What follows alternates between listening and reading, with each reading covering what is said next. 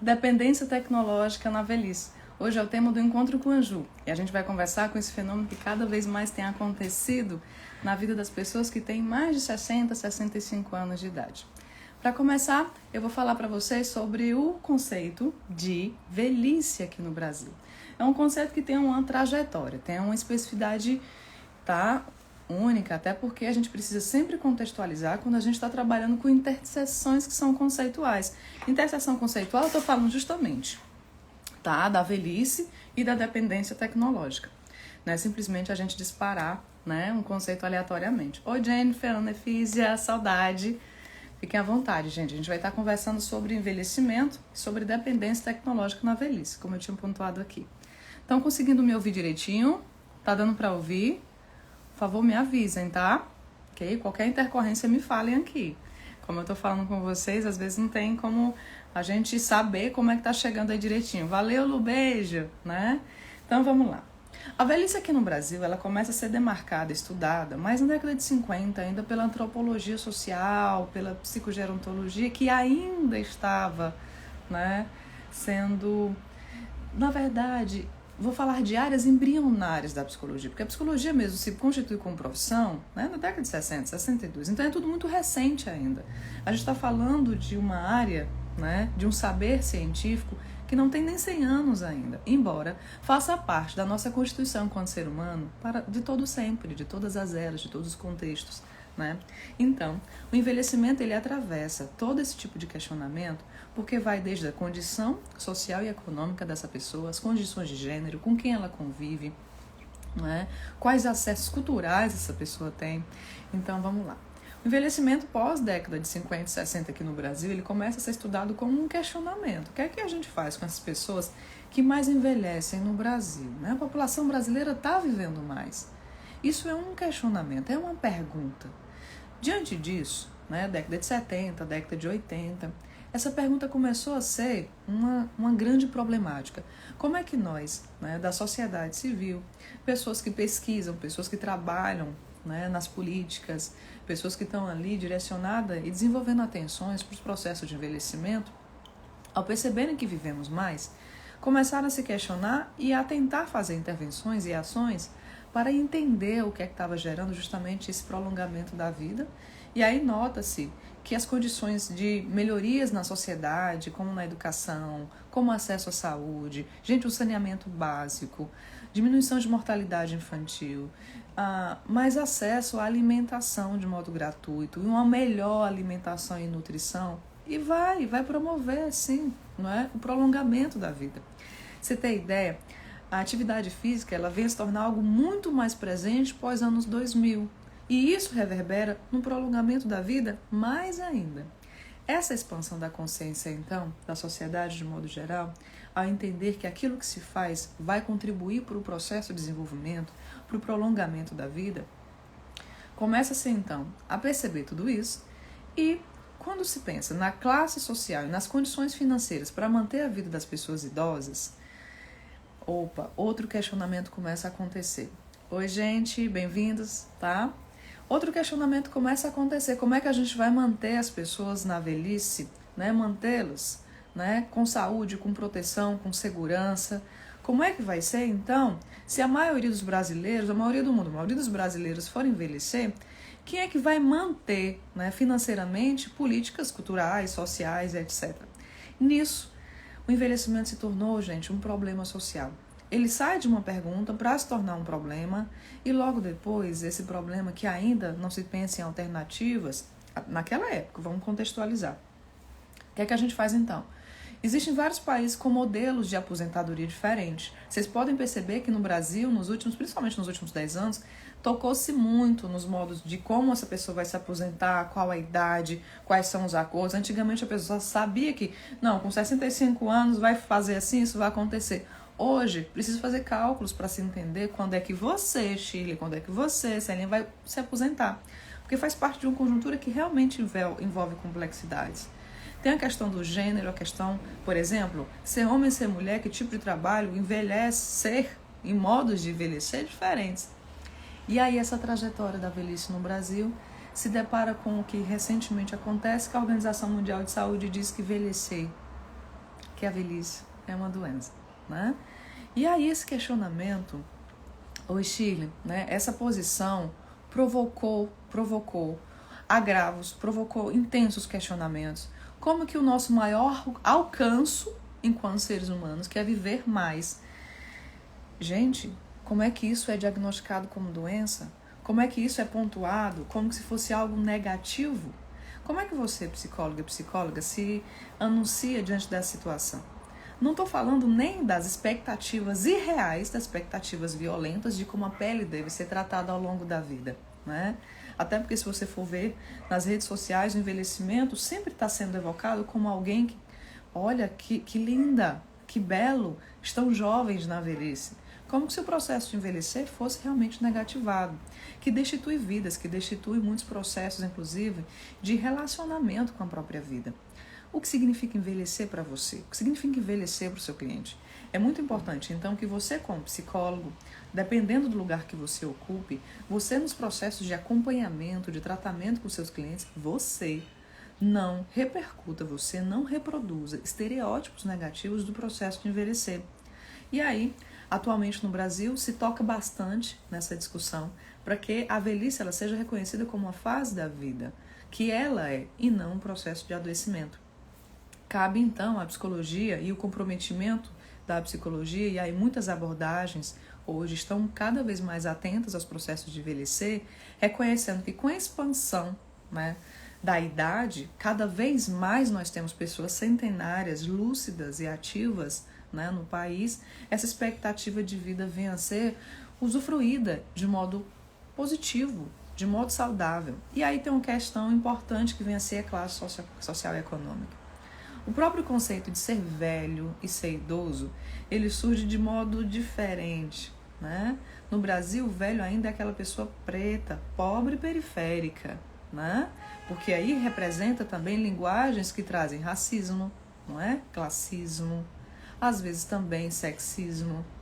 Toda essa conjuntura deve ser bem pensada e problematizada, porque o conceito de velho e velhice talvez esteja relacionado a um contexto mais pejorativo, de interseções conceituais que estão ali, tentando destituir a pessoa que vive mais. Do outro lado, o conceito idoso vem a ser construído para tentar dar dignidade à pessoa branca, rica, né, que envelhece. Então a gente está falando de questões que são conceituais bastante significativas. Existem comunidades que estudam os processos de envelhecimento que se apropriam muito mais do conceito velhice, velho, do que mesmo idoso e idosas, né? Eu vou trazer aqui o conceito idoso nesse momento por ser um dos conceitos que mais se usa popularmente. E ainda como resquício de estereotipias, às vezes se pensa que o velho é algo que cai em desuso. Então, essa postura, quando ela é pensada, ela também deve ser problematizada quando você for trabalhar com idosos. E aí, vamos cá. Vocês que são psicólogos, universitários de psicologia, muitas vezes estão atendendo pessoas e que como é que tem acontecido, diante de tudo isso, o desdobramento das relações psicoemocionais da pessoa que está ali, né, com mais idade. Como tem sido? Ela se sente mais agregada à sociedade ou ela se sente mais à parte, mais marginalizada? Mais excluída, porque diante de todo esse cenário que tem a relação da pessoa com o próprio corpo, tem a relação com o outro e a sociedade diante dos modos de envelhecer. E o preconceito contra a idade, que se configura como idadismo ou ageísmo, né, representa então essa tentativa de hierarquizar, não é, modos de viver a partir da idade. E é um preconceito que se instala, que tenta modificar a pele, tenta fazer transições culturais, mas a demarcação ali da data, do tempo, ela é real, ela não pode ser negada, só que muitas vezes tem sido negado. Você me colocou assim, o contexto familiar às vezes poderá contribuir para esse estereótipo, com certeza, a ponto de muitas vezes a relação entre netos e avós serem bem distantes, e é aí, a partir dessas brechas de adoecimento relacional, desses problemas relacionais, que a dependência tecnológica chega. Ela entra muitas vezes para justamente aliviar níveis de solidão altíssimo, né? Oi, Sabrina, beijo! Exatamente, Camila. O contexto familiar às vezes poderá contribuir para esse estereótipo, com certeza. O contexto familiar, então, vamos pensar numa relação intergeracional entre gerações. Quantos netos, né, ao seu redor, né? Vamos pensar nos clientes de vocês, estão ali vinculados às suas relações com os avós. Eu fiz um tempo uma apresentação sobre a avosidade. E aí eu não sei se vocês assistiram a Era do Gelo, né? Que tem a avó do Cid que ela é jogada, ela é colocada lá, ela é abandonada para ele cuidar. A família vem, deixa e vai embora. Tem vários avós, avós do Mickey, do Pato Donald, como é que elas aparecem, sempre ali estereotipadas, é a avózinha que cuida, que cozinha, né? É a avó que fala demais, é a avó que ninguém quer, é a avó que a gente não sabe o que fazer com ela, segura aqui esse mês aqui na tua casa. E o avô, né? Então, essas estereotipias, elas vão demarcando abismos emocionais, psíquicos, que geram intensos sofrimentos. No abismo da solidão, no abismo, nessas faltas, nessas brechas de não presença, de talvez não significar, de talvez não ser importante, a tecnologia entra como uma alternativa de alívio, de angústia e de sofrimento. Alívios até, muitas vezes, para tentar diminuir essa solidão. Só que quando você entra nesse abismo psicoemocional, muitos idosos nesse abismo estão em situações de vulnerabilidade. O que significa isso? Roubo de dados, né? Antigamente vocês talvez já ouviram falar, já viram várias pessoas que pegam os dados de alguns idosos e vão fazer empréstimos. Não, mas ele pediu emprestado somente para, sei lá, pagar uma conta, pedir meu cartão de crédito, mas no final das contas fez um empréstimo altíssimo no nome daquele idoso, né? E aí eu tinha uma supervisionanda que ela trabalhava justamente num banco, né, para empréstimos, e o foco, né, desse banco eram idosos. E ela chegava chorando porque ela fazia psicologia e ela queria terminar a faculdade e tudo, para pagar a faculdade, os gastos do curso, poder até mesmo pensar um lugar para trabalhar como um consultor, alguma coisa, ela tinha que estar nesse trabalho. E ela sabia que esse trabalho, ela machucava, ela era agressiva, porque fazia parte da linguagem desse banco não tornar acessível o quanto que a pessoa pedindo emprestado 5 ia pagar 25, né, de taxas de juros, e ela se sentia muito mal nesse processo. Gente, existem várias alternativas de nesse abismo relacional, né, estar vulnerável em que? Qual é o significado, a importância que a pessoa idosa tem no contexto que ela vive? Você, que é psicólogo, muitas vezes sabe que tem, por exemplo, tem idosos que chegam no consultório com demanda do tipo: Juliana, eu tô com medo porque eu tenho falado e cada vez que eu falo eu tô titubeando. Para dizer alguma coisa, né, tento procurar as palavras. Dentro desse processo, oi Diogo, meu querido, beijo, né? Diante do processo de acompanhar idosos, tem uma relação de escuta que ela é fundamental. Quando a dependência tecnológica se instala, menos oralidade ainda vai acontecer. Talvez ali um jogo, talvez uma interação, talvez essa questão da vulnerabilidade, por exemplo, dos dados, o roubo de dados, né, de endereços, de códigos, enfim, né? A falar também sobre a questão da sexualidade na velhice, na relação com a internet, o que acontece, né? Quais são também jogos de vulnerabilidade que muitas vezes se comercializa, né? Esse novo contexto é novo, não é tão novo assim. Mas essa situação relacional, essa situação, muitas vezes, ela é colocada em segredo diante da família. Porque a família cria-se nesse contexto que a gente está pensando, né, um abismo relacional tão intenso que às vezes a família não conhece os próprios idosos. Porque o idoso assume uma postura fixa e rígida de que ele é alguém desnecessário. E isso é muito grave. Isso é muito impactante. Existe uma vida ali e aquela vida ela precisa ser reconhecida e significada. E quem está ouvindo? O idoso hoje tem mais possibilidade de se vincular a quem e como, né? Quais alternativas? É a comunidade está aberta para receber esses idosos, né? No seu bairro, na sua rua, na vizinhança. Há espaços de ações e atividades, de projeto de inserção de pessoas na velhice, na perspectiva de atendimento terapêutico, psicoterapêutico, como é que funciona, não é? Quando que talvez, muitas vezes, oi Jane, saudade, né? Saudade, todo dia a gente pensa em você. O quanto que nesse contexto, né, falar sobre o lugar do idoso, o lugar da pessoa que está ali nos processos de envelhecimento passa por um processo de invisibilidade, negação da existência dessa pessoa que está na velhice. E a tecnologia chega como um suporte.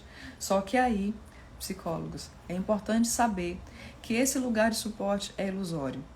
Esse lugar de suporte, ele pode ser totalmente equivocado porque ele pode anunciar uma falsa, né, presença, uma falsa importância, e a vulnerabilidade desse lugar pode fazer com que o idoso esteja numa situação de humilhação, de mais segredos e solidões, né? Quando que vocês conversam com as pessoas que estão na velhice, elas conseguem se sentir à vontade para falar o que realmente estão vivendo. Uma vez eu tinha um grupo terapêutico com pessoas na velhice e a gente foi brincar do jogo da verdade, né? E isso era um grupo terapêutico de mulheres acima de 70 anos, então tinha mulheres de 70, 80 anos. E nessa ideia do brincar com verdade, não é somente aquela coisa, vamos girar aqui, para você responde, pergunta a verdade, você pergunta para aquela pessoa. Tinha uma aliança terapêutica muito forte, muito antiga nesse grupo, e foram se falar, inclusive, das questões da sexualidade na velhice. Todas traziam a vivência da sexualidade na velhice, de modo em que a sua família de origem ali, que não estava naquele momento, porque aquele momento era um grupo terapêutico de alto sigilo, né? Não acompanham, não sabem, não fazem parte. Porque tem-se a ideia e o processo da invisibilidade. Eu até, num dos artigos que escrevi sobre velhice, eu trago o processo de angificação do idoso. O que significa isso? Como se a gente estivesse agregando, né, uma paternalização, uma superproteção com o passar da idade para algumas pessoas. O que significa isso? A pessoa vai envelhecendo e a comunidade, a sociedade de modo geral, com fundos, com níveis de estereotipias altíssimos, ela vai achando que aquela pessoa vai se tornando cada vez mais pura, mais meiga, não é? Então, envelhecer, às vezes, faz com que você olhe e diga, olha que idoso fofo e lindo. O que significa agir assim para uma pessoa que tem um cabelo branco e tem 80 anos de idade? Não é? Pode fazer parte que, por mais que você, no seu lugar, ache que está sendo carinhoso, afetuoso, você pode estar contribuindo por um processo de invisibilidade de quem essa pessoa realmente é. Não sei se ela está disponível para isso. Por isso que tem pessoas que estão na velhice e não aceitam que você lhe ajude a dar a mão, lhe oriente a algum tipo de questionamento, porque às vezes essa pessoa passa por tanto processo de invisibilização que ela quer cada vez mais vivenciar a própria autonomia. Psicólogos, né? Você que é estudante, universitário de psicologia, ou você que está ali, já se formou e atende, né? E acompanha pessoas em diversos lugares, né? Hoje, por exemplo, vocês sabem que já existem creches e o nome tem sido colocado esse e discutido muito teoricamente. Nomear creche para idosos é um nome mais digno, mais ético, mais coerente. Dependendo do contexto, tem se utilizado creche, dependendo do contexto, escolas, universidades abertas para a terceira idade, enfim, tem vários nomes aí circulando, né, com pessoas que estão ali trabalhando, tentando desenvolver processos psicoeducacionais na velhice. E aí, se você é uma pessoa que vai estar nesse campo de habitação, para começar o processo de invisibilidade, que é senso comum, não pode ser uma prática sua, pela prática profissional que você vai ocupar, onde quer que esteja, desde o consultório clínico atendendo pessoas na velhice, até em campos de processos psicoeducacionais, é extremamente importante que você parta do lugar de reconhecimento dessa pessoa como uma vida ativa. Vida ativa na idade que possui e na idade que vive. O que significa isso? Nem todo mundo aos 70 anos tem o mesmo desenvolvimento. Nem todo mundo que tem 75 anos tem a mesma condição psíquica, física, biológica, cognitiva. Os modos de envelhecer são múltiplos e variados. Os modos de se relacionar são dinâmicos. Os modos de se desenvolver subjetivamente são inéditos. Dentro de uma conjuntura que você, psicóloga, você, psicólogo, irá desenvolver ferramentas, lugares relacionais e vínculos para acompanhar o processo de envelhecer do seu cliente, não é? Aí, oi! Olha aí, gente legal chegando, né? Oi, ó, a Ana, Kailane, Coelho, Will, a Linda, beijo, gente. Chimenez Aliana. Olha, vamos lá então. Gente, pode perguntar alguma coisa, se não estiver conseguindo ouvir, me diz. O que é que então nós temos nesse cenário quando a gente problematiza os modos de envelhecer e a tentativa de fazer, né, uma conexão, um link entre a velhice, sociedade, a velhice e os vínculos, por exemplo, familiares, né? Numa situação, às vezes, de estereotipia da velhice, coloca-se o idoso nessa fantasia de que essa pessoa não está ativa, não decide mais, não produz mais, não é mais. E isso é muito sério, isso é muito grave.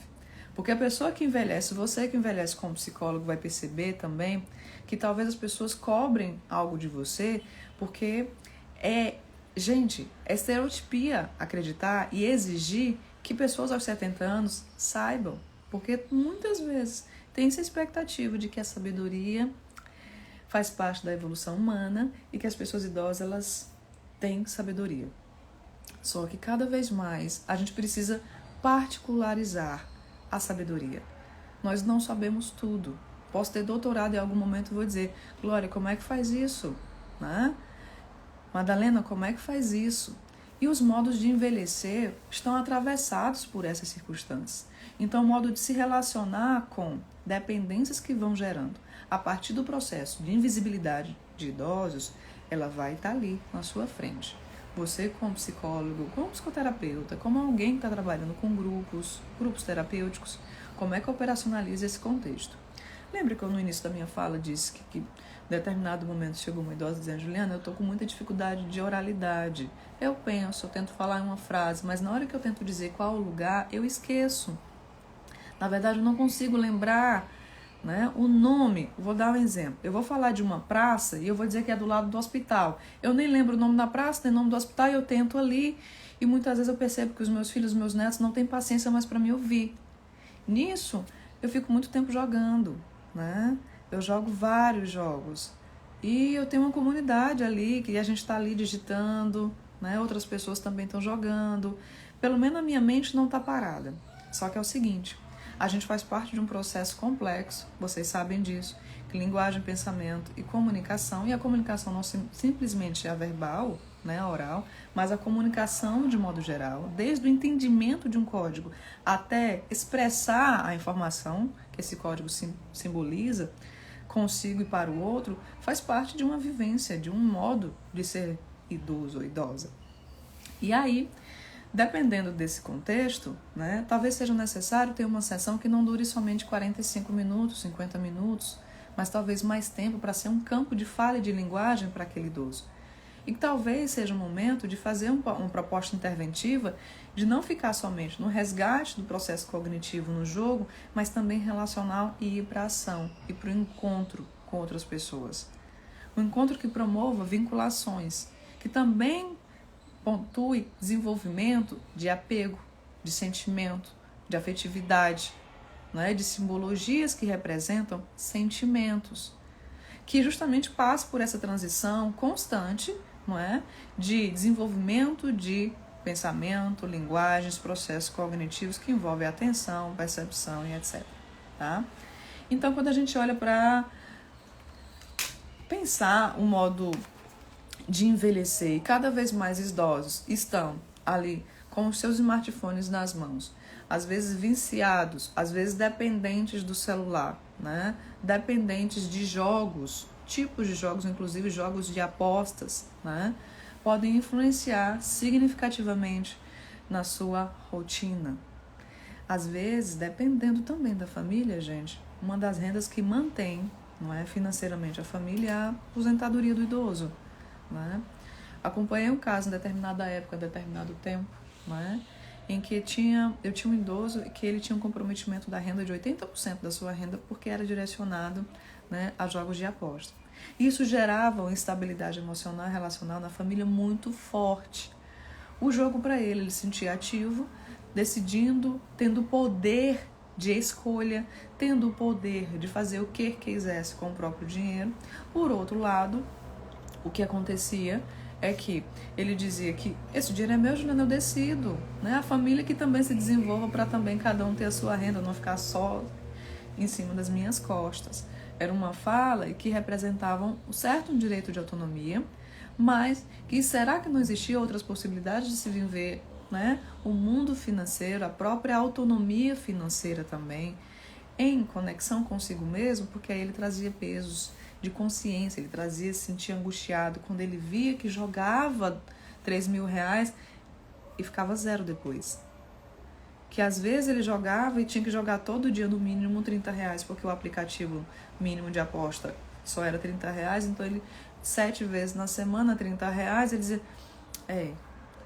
tá estranho isso, né? Então, ao mesmo tempo em que lidar com a própria vida econômica e financeira na internet, em jogos de aposta na velhice, falava do quanto ele se sentia podendo decidir, também falava de quanto que ele não conseguia mais parar. E o quanto que a vida econômica começou a se desagradar, na verdade, se destituir, né? Houve um desfacelamento dessa vida econômica a ponto dele ficar totalmente limitado e a família impor, né, que ele não pudesse mais abrir determinados aplicativos e o uso da tecnologia tinha que ser muito controlado. Essa imposição, gerou uma insatisfação muito significativa, muito forte, né? Então, existem processos de você fazer, como, por exemplo, o lugar da psicologia seja ponte de intermédios dentro dessa relação que é acolher essa pessoa, que ela se sente necessária e que ela quer ser ativa também para si e para os outros, que ela quer. E, de certo modo, gente, ter 70 anos não significa não poder fazer e não poder viver. Isso faz parte de uma estereotipia, não é? De uma condição econômica que cada vez mais reproduz, né, políticas, reproduz, não é, hábitos de consumismo e produtividades que não necessariamente são positivas para o desenvolvimento da própria sociedade e dos nossos clientes. De modo geral, pensar então em processos de intervenção na velhice vai fazer com que você, não é, desperte para trabalhar e estudar determinadas demandas. Quando a dependência tecnológica chega como ponto que passa quase que secundário a uma demanda central, né, como é que você pensa em intervir? Cada vez mais eu tenho colocado aqui no Instagram, né, a dependência tecnológica como uma questão emergencial em que muitas vezes não se despertou ainda para entender a gravidade desse contexto, a gravidade desse fenômeno. Algumas pessoas acham que não importa, que não. É tão bom quando, né, pelo menos não tá só, pelo menos meu avô tá ali no celular, como se isso fosse algo seguro. E isso também fala de um senso comum que não está entendendo e não despertou para a gravidade da situação. E eu não estou falando somente do comprometimento econômico e financeiro. Comprometimento cognitivo. Falar menos, se relacionar menos, pensar, sentir menos, né? Quanto mais tempo você está passivo diante de uma tela, você contribui para uma reprodução de passividade na própria vida. Isso é fato. Não precisamos, inclusive, discutir muito prolongamento sobre isso. Então, ser psicólogo, ser psicóloga, acompanhando o processo de envelhecimento, talvez faça com que você tenha que se despertar para entender que a dependência tecnológica tem sido anunciada como um grande mal do século. O grande problema que tem destituído vidas, tem contribuído para ideações suicidas. E, gente, nós estamos vivenciando um momento atual em que há mais suicídio na velhice do que em qualquer outra época na vida e no mundo. Mesmo antes da pandemia. E agora na pandemia, em que cada vez mais idosos estão amparados / desamparados na ilusão de uma segurança / solidão, / invisibilidade, superproteção. Por isso que todo fenômeno deve ser contextualizado. Muitas vezes achar que é superproteção é invisibilidade. Muitas vezes achar que você está expressando um carinho e dizer, olha que idoso lindo, tão não sente aqui. Você está indiretamente dizendo que ele não consegue mais nem ficar em pé. Não consegue talvez mais nem ter autonomia de decisão. Então, ao mesmo tempo em que você talvez esteja expressando um carinho, tem que entender que para o outro na relação é significativo o seu modo de existir e de se relacionar, principalmente porque você é psicólogo. E vocês sabem que muitas vezes, essa fala é para psicólogos, para universitários de psicologia, que muitas vezes, quando um psicólogo fala, é acreditado como um dado de validade, um dado real. O psicólogo diz que realmente eu não estou bem. Realmente eu não estou bem? Não estou bem mesmo. Então a pessoa começa a acreditar que aquilo que você falou tem sentido, porque você carrega em si, né, um compromisso ético, uma responsabilidade, uma moral que envolve a psicologia. Você participa de uma comunidade que se dedica a trabalhar desenvolvimento pessoal, desenvolvimento humano, né? Pensando, dependendo da abordagem que você trabalhe, com conceitos de saúde, né? Conceitos de cura, conceitos de construção e desconstrução, enfim. Então, olhando para esse percurso em que a gente visibiliza o modo do psicólogo, né? O modo que nós psicólogas temos diante dos nossos pacientes que estão na velhice, é fundamental acompanhar quanto que o link de uma relação para outra relação fala de um específico rapport, um específico nível de confiança, porque não é simplesmente a Cris colocar ali, ó, Cris Felicidade, Juliana Ju, a Joyce, Len Gonçalves, né, Madalena, Nininho Lotus, Glória, né, colocar na sua porta, doutora em psicologia, né, pós-doutora em psicologia. Pronto, que o vínculo vai acontecer, que a confiança, que aquela pessoa vai estar à vontade diante de você. Isso é uma construção dentro dessa relação, e cada relação é uma relação. Nesse exato momento, a partir desse contexto em que eu estou falando para psicólogos, quantos psicólogos que vão ouvir agora, vão ouvir depois, muitas vezes vão buscar até no canal no YouTube. Gente, eu estou levando para lá todos os vídeos, não vai ficar aqui no Insta. Então, quem quiser acompanhar, né, justamente esse foco da dependência tecnológica no contexto do desenvolvimento humano, pode também começar a olhar lá que tem coisa acontecendo diferente no canal do YouTube.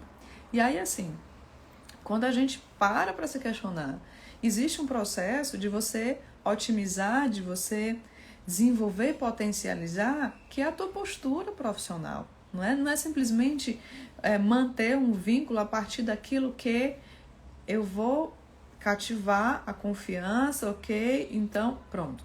De jeito, a gente está falando de um início de uma relação, que ela pode ser duradoura, que a relação com o seu cliente, ela pode durar muitos anos até, né? Dependendo da relação que você crie, você vai precisar desenvolver estratégias de manutenção dessa relação. Quando a dependência tecnológica se instala, como é que você intervém?